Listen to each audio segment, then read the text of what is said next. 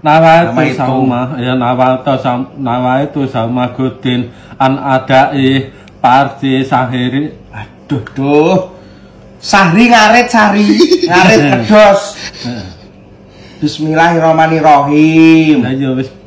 Jangan manut Bismillahirrahmanirrahim. Nawaitu Soma Godin an adai Fardi Sahri Romagoni. Aduh goni sak godos saking gak ada gabah. Salah baleni ya Allah Gusti wong tuwek guys.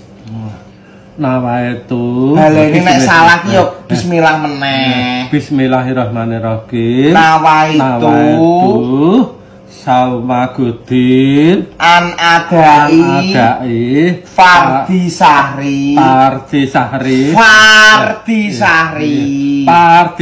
ora Pardi ngedos. Baleni neh Fardi. Ya. Pardi. Kok bismillah, Mbak. Yo ngono ya. Bismillahirrahmanirrahim. Ngon marai banter.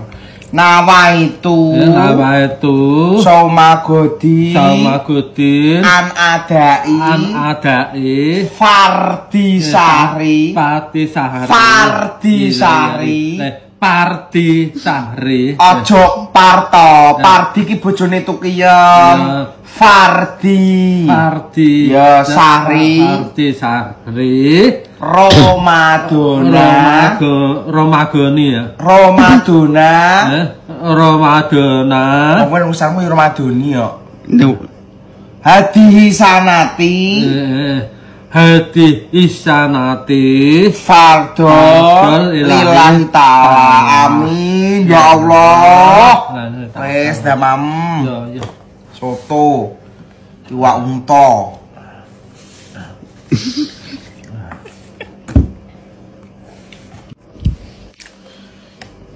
Wayahe mangan sahur. Nyapa Mas kok ajange ember karena nganggo soto. Wong tuwek engko merot-merot. Kan ya awale dhisik-dhisik saurunge melu diopeni awake dhewe iki ora tau kambon agama, ora tau poso. Alhamdulillah pas wis diopeni awake dhewe mbah iki wis nglakoni salat yo nglakoni poso, tapi yo kudu sabar jenenge wong tunarungu. Yo ngomongin bolak-balik kudu banter soalnya ra krungu. Mansik soto unta, soto ayam kampung, sahur. Mantap. Poso sahur keloro. Rambut ketokne wajan. Wayahe bengak cocote ya mene.